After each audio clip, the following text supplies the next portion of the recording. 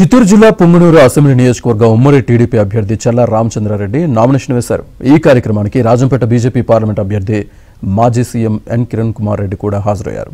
Nomination మంత్రి పెద్దిరెడ్డి తీరుపై ఆయన ఆగ్రహం వ్యక్తం చేశారు. 12 ఏళ్ల తర్వాత జగన్మోహన్ రెడ్డి అరెస్టు విషయంలో తనపై ఆరోపణలు చేస్తున్నారని కిరణ్ కుమార్ రెడ్డి మండిపడ్డారు. సిబిఐ కేసు నమోదు చేసి అరెస్ట్ చేస్తే తాను చేయించాననడం విడ్డూరంగా ఉందన్నారు. ఇలాంటి అరాచక పాలనకు రోజులు దగ్గర పడ్డాయన్నారు. ఈ ఎన్నికల్లో ఏపీలో వచ్చేది కూటమి ప్రభుత్వమేనని కిరణ్ కుమార్ రెడ్డి ధీమా వ్యక్తం చేశారు.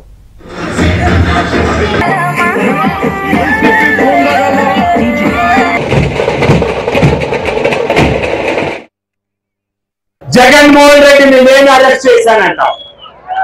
జగన్మోహన్ రెడ్డికి అరెస్ట్ కి నాకేమన్నా సంబంధం ఉందా?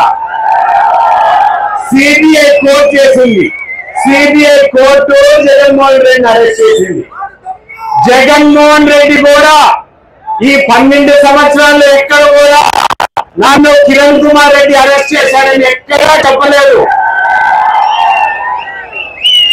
ఎందుకు చెప్తున్నాడు ఈ మాట అనేది మళ్ళీ చెప్తాను మీకు.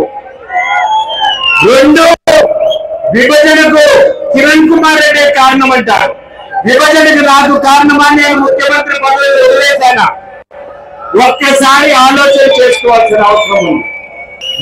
మొన్న భగవాన్ సాయిబాబా గారి చనిపోయినప్పుడు టన్నులు బంగారం ఎత్తుకొని పోయారట.